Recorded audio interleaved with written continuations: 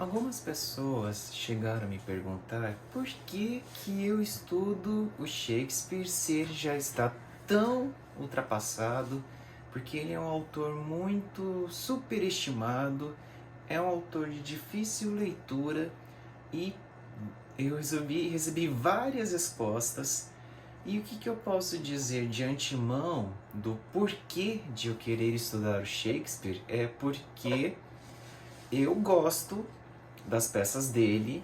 Eu tive uma grande ênfase na minha graduação em letras, que priorizavam muito as peças dele, principalmente o Hamlet. Mas, claro, não deixei de estudar outros autores, como Jane Austen, Virginia Woolf, as Irmãs Brontë, um pouquinho de Edgar Allan Poe, um pouquinho de Nathaniel Hawthorne, o Fitzgerald, entre outros escritores de língua inglesa. Mas a minha graduação deu mais ênfase no Shakespeare. E por que justamente A Megera Domada e Romeu e Julieta, sendo que você já tinha trabalhado o Hamlet, no caso da minha especialização e no meu mestrado? Hamlet foi para mim uma peça que me deu muita dor de cabeça, porque quando eu estava no período escolar, eu tinha que ler, né, a peça, e a tradução que eu tive contato na época foi a do Carlos Alberto Nunes. E aquilo me causou um certo estranhamento, um certo incômodo, porque era uma coisa muito erudita, muito arcaica, às vezes eram palavras de difíceis compreensão. E claro, como eu ainda não entendia muito, né, do contexto da época, o que era o Hamlet, entre outras coisas, aquilo me fez criar um ranço eterno sobre o dramaturgo. E quando eu fiz a graduação em letras, pelo fato de que eu queria trabalhar como tradutor, porque eu gosto da área de tradução, evidentemente acabei tendo disciplinas de literatura. Eu fiz licenciatura e quando eu ia fazer o curso, né, que era o bacharelado, ele foi modificado para licenciatura. Enfim, vários fatores. No entanto, as disciplinas de literatura inglesa que eu tive na minha graduação em letras reforçaram muito o estudo do Hamlet, principalmente essa peça, mas dei uma passada pelo Ricardo III, Rei Lear, um pouquinho de Romeu e Julieta. Se eu não me engano, acho que passou um pouquinho também por Sonho de uma Noite de Verão. Mas, enfim, a ênfase maior foi nas tragédias.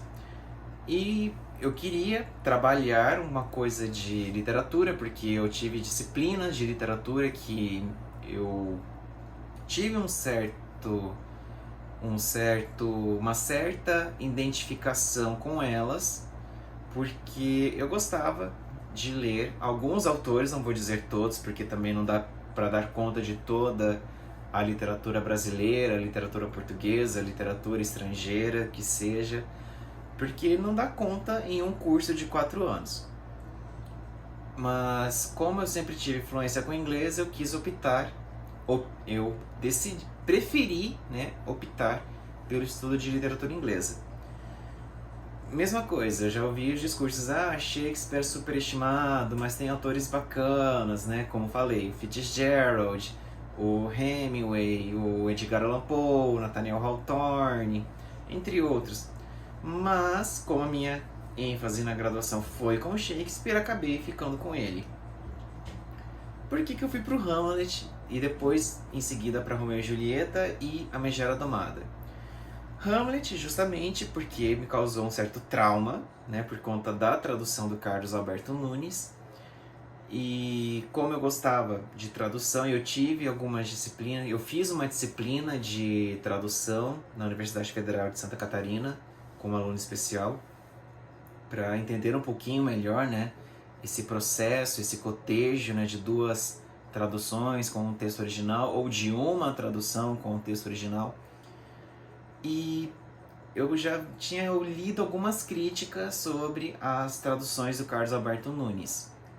As traduções dele são as que estão mais conhecidas do público brasileiro, do mercado editorial, por serem edições de bolso, portanto elas têm um preço mais acessível.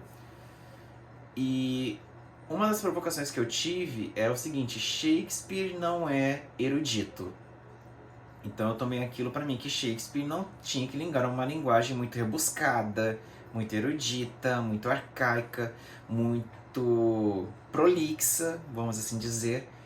E então eu pensei, bom, já que ele era um autor de teatro, né, um dramaturgo, e escrevia para várias classes sociais, evidentemente ele teria que pensar num texto, né, que fosse compreensível para aquele público misto que ele tinha, né, aquele público heterogêneo, em que também estava a Rainha Elizabeth, porque ela, né, era grande patronesse das artes, principalmente o teatro.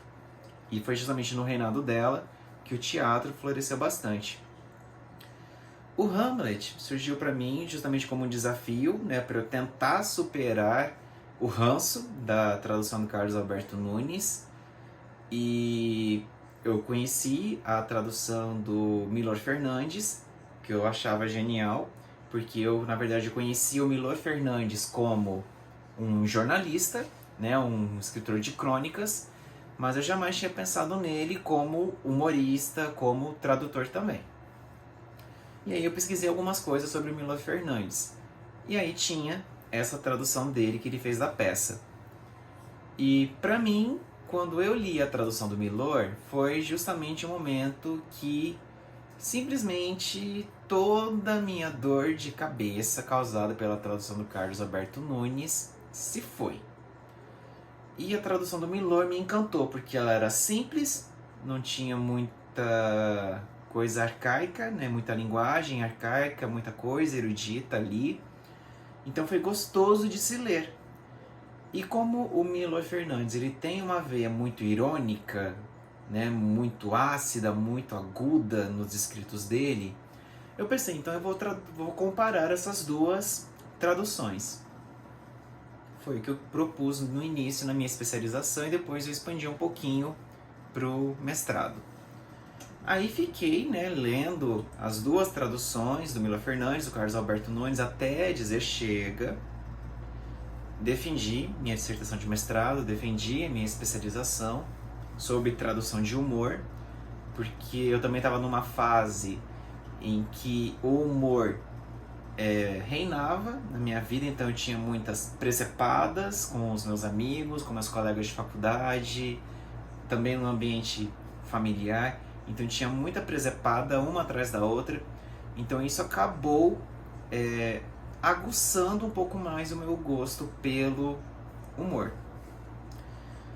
E quando eu terminei a minha pesquisa com Hamlet, mais precisamente com a figura dos coveiros, que são os personagens que eu estudei na minha especialização e no meu mestrado, eu pensei que eu não poderia ficar só com os coveiros, porque aquilo para mim já foi uma contribuição mais do que suficiente. Só que, claro, a gente sabe que qualquer pesquisa sempre gera lacunas. E é bem provável que tenha gente que esteja consultando meus trabalhos sobre o humor dos coveiros e devem estar complementando certas colocações, certas observações que às vezes eu optei por não trazer, ou que eu deixei de lado, ou porque eu também não pensei no momento da escrita, porque quando você está focado numa escrita, você, né, acaba abrindo mão de certas reflexões, certos pontos de vista, e foi o que aconteceu.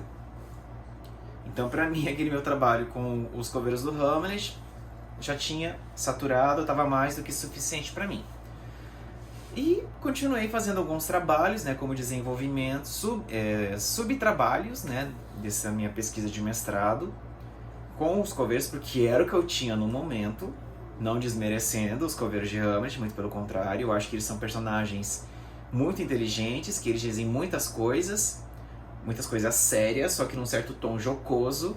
Então, quem não conhece, procure depois a cena dos coveiros de Hamlet, que ela é genial.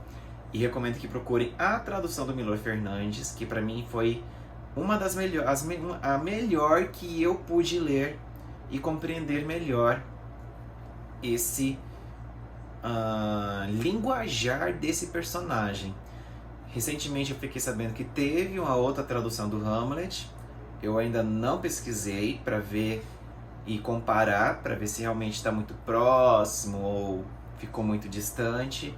Mas vou fazer isso futuramente, quem sabe, num trabalho à parte. Mas fica aí a sugestão. Não vou lembrar agora quem foi a tradutora, foi uma mulher, eu sei que foi uma mulher, só que eu não lembro agora de cabeça o nome dela. Mas eu posso procurar depois e divulgar aqui para vocês, e eu posso depois de ler a tradução da cena dos coveiros dizer o que eu achei. Mas é claro que vai ser um ponto de vista meu e que não necessariamente estabelece um ponto de vista definitivo, até porque cada um entende a cena de uma certa maneira, tá? E aí continuei o trabalho com Shakespeare pra lá, Shakespeare pra cá, humor ali, humor aqui. E pro meu doutorado eu trabalhei Romeu e Julieta. Romeu e Julieta é uma das grandes tragédias dele, né, do William Shakespeare, que foi justamente, acho que um dos grandes marcos da posição dele no cânone ocidental, e que tem toda uma estrutura, né, mesclada de prosa, verso, uma coisa muito poética, muitas metáforas, muitas alusões, muitas figuras de linguagem que realmente seduzem o leitor. Claro que eu parti de estudos de traduções brasileiras, mas eu também tive que ler o original. Mas o inglês do Shakespeare, que é o Middle English, né, tava aquela coisa mais difícil, etc. Como que você deu conta de ler o texto original? Sinceramente, eu procurei traduções em língua inglesa, ou seja, no inglês mais moderno, que me fizeram compreender bem aquele inglês do período dele, porque era uma transição do Middle English, né, para o inglês mais contemporâneo, que é o que a gente fala nos dias de hoje. Mas existem traduções em língua inglesa moderna que são muito boas, mas depois eu parti para as traduções brasileiras. E para minha surpresa, eu tinha uma fita, né, de VHS do espetáculo do Maurício de Souza que se chama Mônica e Cebolinha no Mundo de Romeu e Julieta. E eu quis me debruçar sobre esse espetáculo. E aí eu propus essa pesquisa comparativa, analítica, microestrutural, porque eu peguei uma coisa mais específica para o meu doutorado. E foi muito bem analisado, muito bem elogiado pela banca, que também eu pretendo, quem sabe, futuramente publicar em formato de livro, para não ficar só na tese, depois de algumas considerações que eu tenho feito, lendo alguns trabalhos sobre adaptações de cânone, que é o caso do Shakespeare, de clássicos, para o público infantil, porque eu trabalhei a Turma da Mônica, e me instigou ainda mais essa pesquisa no campo da tradução entre linguagens, né, e entre idiomas, entre línguas, mas também dessas adaptações. Mas a adaptação propõe uma ideia de condensar o texto. Sim, mas isso não a desvalida enquanto texto, tá? Porque a adaptação, dependendo do adaptador que propôs aquele texto, ele trouxe uma bagagem de leitura. Então vão ter aspectos que ele vai priorizar e outros nem tanto. E evidentemente a gente está no momento em que você tratar um texto como adaptação é desmerecer tudo o que significa o texto base, porque você parte de uma premissa de que mas essa adaptação não é o texto original, mas ela não deixa de ser um novo original. Isso é uma coisa que tem que ficar muito clara e tentar desapegar desse crivo da fidelidade. Então eu proponho aqui, né, depois de ler um trabalho muito bacana de uma teórica, que ela fala de lealdade.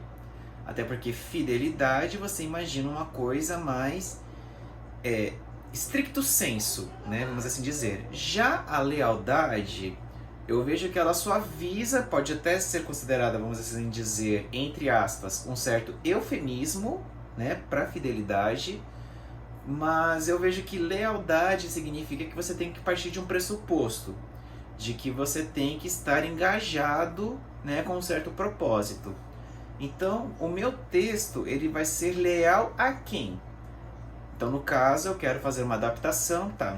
Suponhamos, eu vou fazer uma adaptação de Romeu e Julieta pensando no público juvenil, no público teen, o público adolescente. Então, como que é o meu entendimento do universo adolescente? O que é o adolescente? Como que é a linguagem do adolescente? Eu vou partir de um princípio, claro, muito simplista, claro que não é só isso. Vamos dizer assim, a linguagem adolescente é mais voltada para o uso de metáforas, tem muito palavrão ali no meio, é uma linguagem mais objetiva, que tem como um certo propósito, né, chamar a atenção do seu leitor por conta das escolhas de palavras que foram feitas ali. Ponto. É uma possível definição que eu quero trazer, mas claro que ela não é a única. E por que, depois de trabalhar Romeu e Julieta com a Turma da Mônica, eu parti para a Megera Domada? A Megera Domada, ela é uma comédia. E como eu gosto muito de humor, de piada, de riso, de sátira, dessas coisas, eu simplesmente me apaixonei por essa peça. Eu adoro essa peça, tanto é que se você falar pra mim, leia a tradução ou a adaptação do Fernando Nuno, da Bárbara Eliodora, da Beatriz Viegas Faria, do Milor Fernandes, qual foi o outro tradutor também que traduziu a peça? Além desses daí que eu mencionei, tá, mas suponhamos que vamos ficar com esse. Tem um outro, tem o Carlos Alberto Nunes também, que também fez a tradução dessa comédia, só que pra mim ela mina muito a comédia, as peripécias, o jogo verbal, né, do que existe ali dentro do texto original em língua inglesa. Então, pra mim, a tradução do Carlos Alberto Nunes, seja do Shakespeare, de Romeu e Julieta, seja de Hamlet ou da Megera Domada, pra mim não serve. Tanto é que eu não recomendo. Quais traduções que eu poderia recomendar? Eu poderia te passar uma lista, mas depende de você identificar com aquela que atende o seu princípio, o seu objetivo, né, o teu propósito de leitura. Claro que leitura a gente vai propor que você vai ler, mas claro que é assim, leitura de tradução, dependendo quem for o tradutor, demanda escolhas. Então, você pode criar uma certa expectativa e se frustrar, ou, dependendo da expectativa, realmente, né, se interessar mais pelo trabalho do tradutor ou do adaptador.